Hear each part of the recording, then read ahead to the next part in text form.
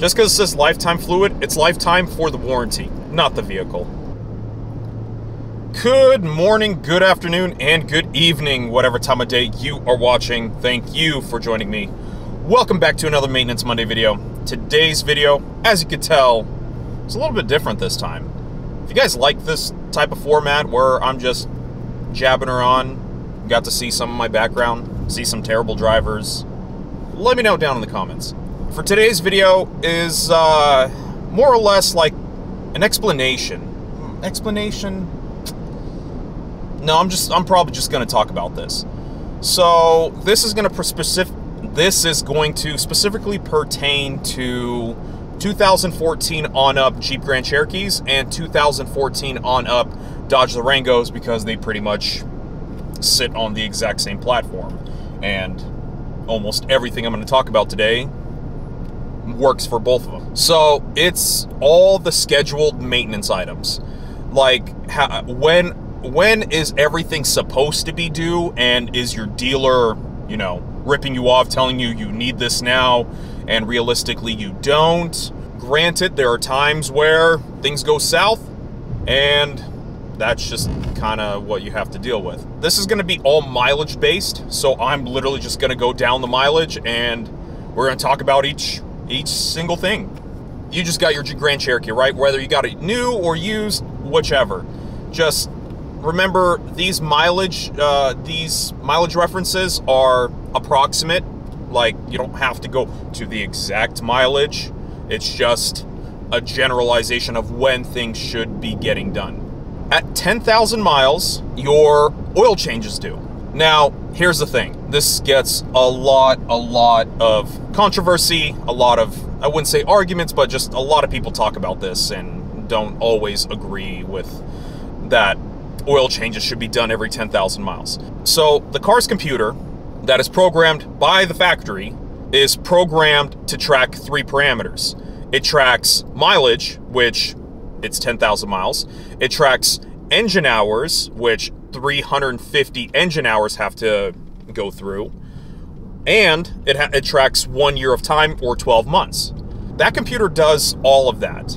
And it calculates the best time for you to get your oil change. Now, depending on your driving conditions, that can all change. Like, the earliest your oil change indicator can pop up is literally at 4,000 miles.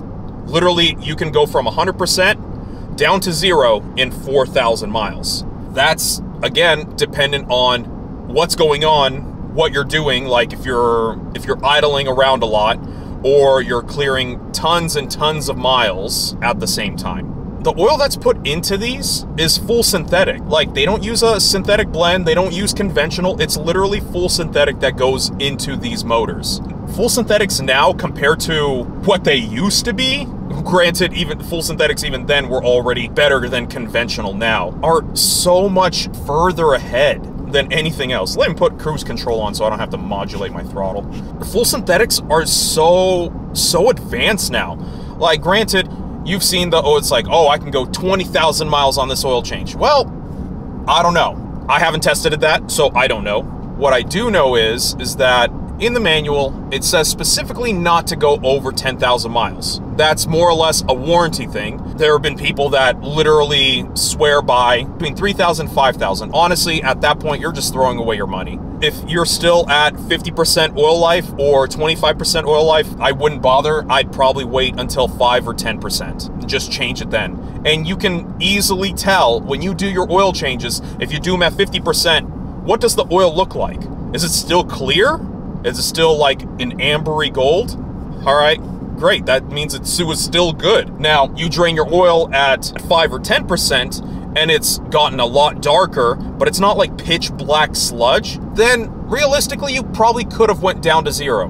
But if it's black, but you can still see through it, it's still got that ambery tinge to it, then you're good. Honestly, I don't think you should change your oil any sooner than probably 5-10% or whenever the oil change indicator tells you.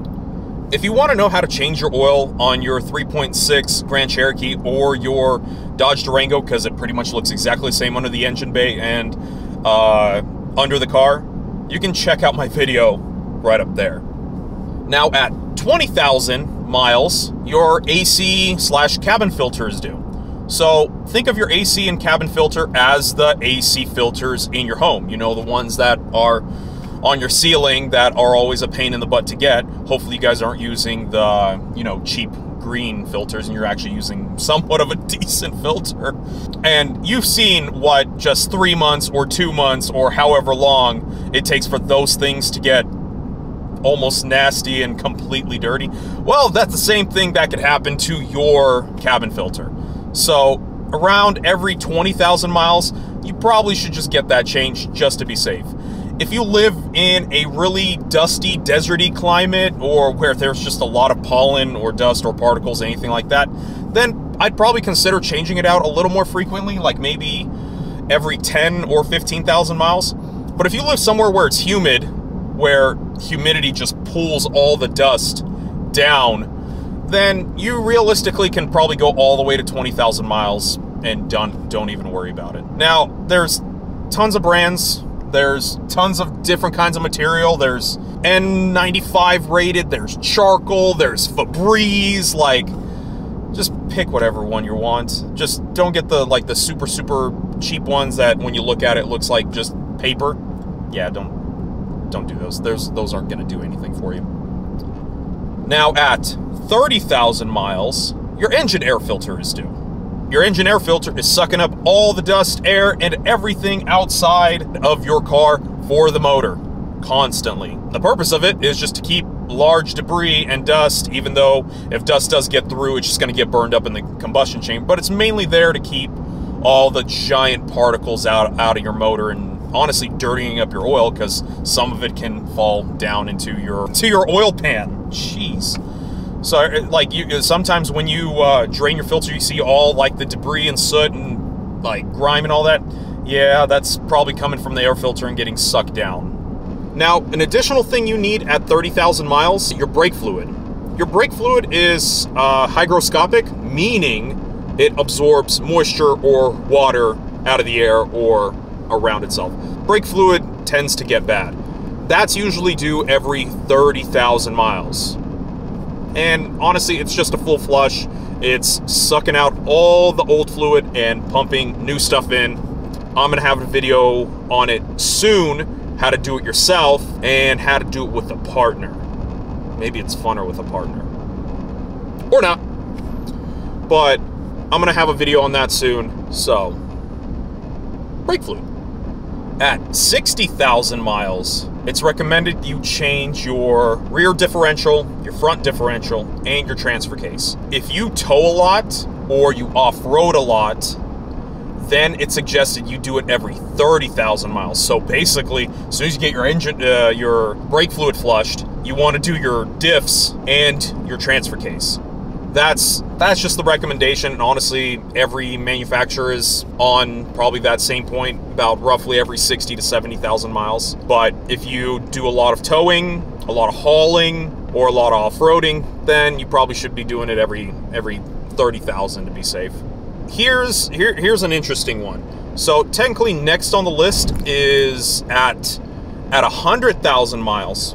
At 100,000 miles, manufacturer states that that's when your transmission is due. They actually don't say that. What they say is that your transmission fluid is lifetime. What they fail to tell you is that it's lifetime of the warranty. So you have a 100,000 mile powertrain warranty. Well, that fluid is, you know, technically covered up to 100,000 miles. The manufacturers of the transmission for the Jeep Grand Cherokees and the Durangos is by a company called ZF. Well, they're based out of Germany. And you know what's interesting? I looked them up. In their service manual, it's recommended that you change fluid and filter on their transmissions every 70,000 miles. Literally 10,000 miles right after you do your diffs and your transfer case.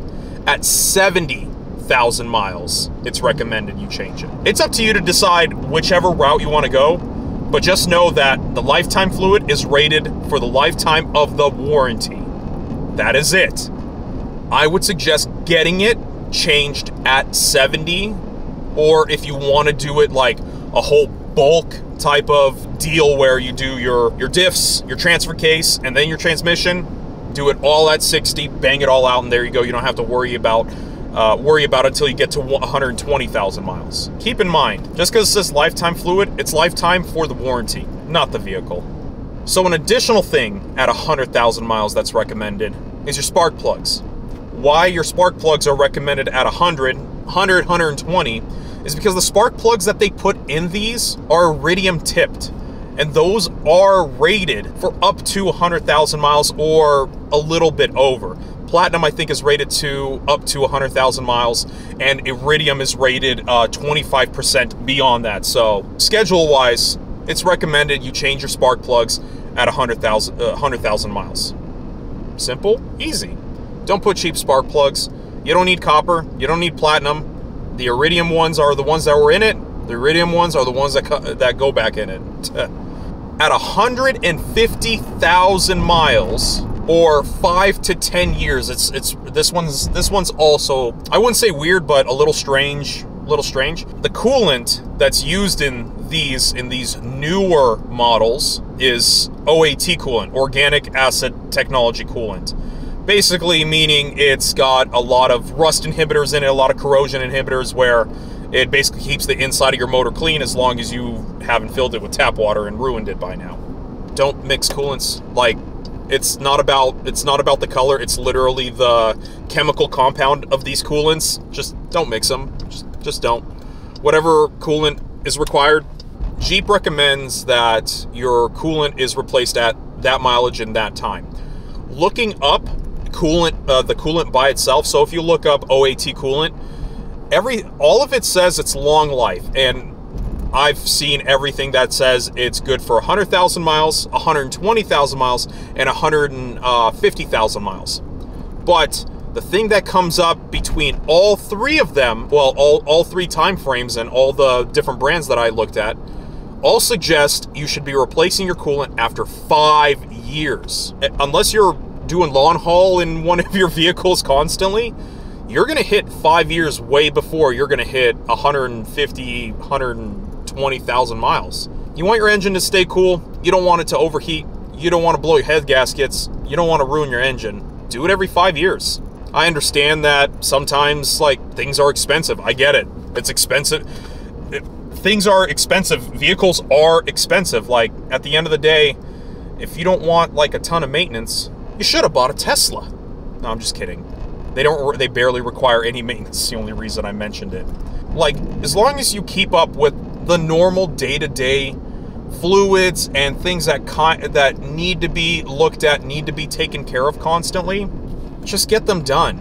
Just bear in mind, everything that I've mentioned up to this point is normal day-to-day use. Like, you're not crazy abusing your vehicle or anything like that.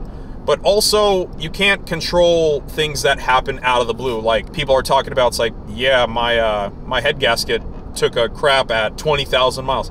Well, those things are unprecedented. You had no idea they were going to happen, but they were going to happen just because there was that one small little issue, or you were beating on your car for a long time, which I know none of you beat on your cars. You take care of them. Everything that I've mentioned this far, like scheduled maintenance-wise, I will have videos on it accordingly. Like right now, I'm at 72,000 miles, so I have my diffs and my transfer case I'm going to do. If you're interested in the upcoming videos and whatever else I have planned, or if you have any ideas for any other videos that you would personally like to see, that you'd be like, oh, it's like, you know what, I'd like to see that. Let me know down in the comments below. If you support me and you support this channel and everything I do, consider subscribing. Now, if you like my videos, you actually get some useful information out of them, give it a like. That way I know you actually enjoyed it, and it kind of helps me figure out, it's like, okay, so this kind of video people enjoyed. And the last thing is, if you're commenting, you're contributing to the channel. Like, whether you're asking questions that you're concerned about, or anything that you want to know, I try to answer as many as possible.